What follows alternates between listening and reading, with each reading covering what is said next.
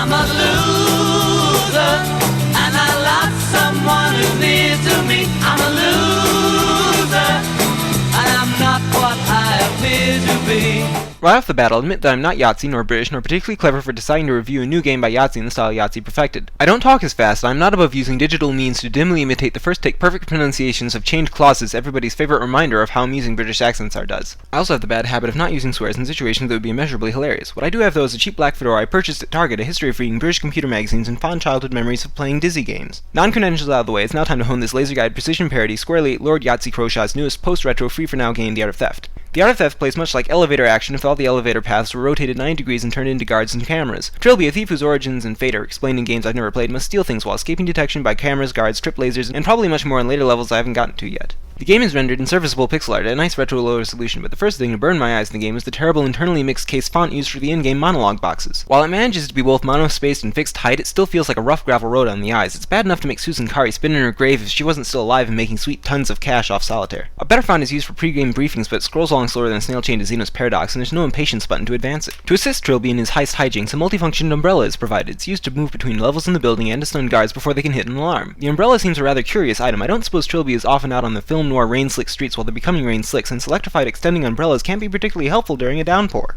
By gaining reputation points, Trilby can purchase new talents. This is explained by insisting that without reputation, Trilby would not have the confidence to learn new tricks. It's a bit silly, of course, but it works, kind of like the mini-games for unlocking doors, cracking safes, and disabling security cameras. There's those too. The most often voiced complaint I've heard about this game occurs during the following scenario. While traversing a room from wall 1 to wall 3, a guard turns around looking for something more interesting than the drying paint he had been previously studying, so you choose to hug wall 2 using the handy wall hug key. This hides Trilby, because medium light areas let you do this sort of thing, but as the guard passes on his infinite predictive path through the room, it's the fourth wall that breaks when he miraculously becomes paper thin and passes between Trilby and the wall. Assuming this game was made in something more advanced than click and play, there has to be some way to properly manage draw order or sprite depth or something. Another gripe about the wall hugging system is that if you hold the wall hug toggle key too long, i.e. longer than the animation takes to hug the wall, it toggles again, thrusting you back out into the harsh light. While at least waiting for a key up event would be enough to fix this, it just seems odd that the key is a toggle at all. Since you can't move while hugging the wall, why doesn't it function like a block key from a fighting game so you can hold the key to hide and release it to resume creeping? None of the skills acquired in the game seem to require the key to be a toggle, so I can't see any reason for there to be a switch that temporarily turns off all player movement. As this is a stealth game, it follows there are going to be situations where you must hide while waiting for a chance to move, but much of it becomes as fun as watching turn signals go in and out of phase. Making this much more frustrating is when the game's retro low resolution works against its gameplay mechanics. It's difficult already to try and keep track of the timing of two objects in your peripheral vision, but when their actual movement is a matter of 5 or so pixels, it becomes nearly impossible.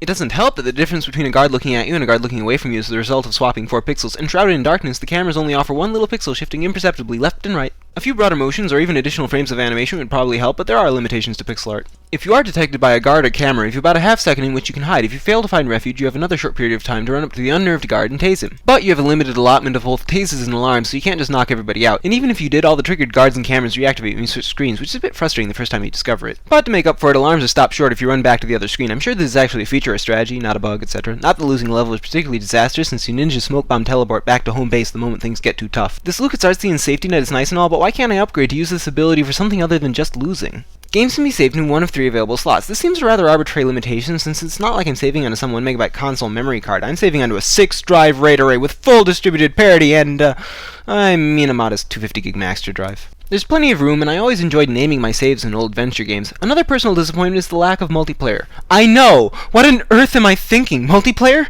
Besides, everyone knows Yahtzee hates to play with other people, but everything in the game just keeps reminding me of how much fun it was to bash in my friend's face with a door in Bonanza Brothers and steal all their loot. In the end, I'm not too sure what to think about The Art of Theft. Guards walk in place at the start of each level, there's no notification when all the objectives are completed, and there's at least one hit-the-button repeatedly minigame. But I guess it's pretty okay. It's fun, it has a fair amount of difficulty, both by design and by accident, and it's rather inventive. It's also free, as are most games independently programmed without hope of widespread commercial release, or at least until a commentary version comes out for you to PayPal to your heart's content. I wish the best of luck to Yahtzee. Keep making neat games and keep making neat reviews in the saturated internet-based personality game review show market. Try to keep your British accent, because the moment you replace bollocks with crikey, you'll probably lose half your audience.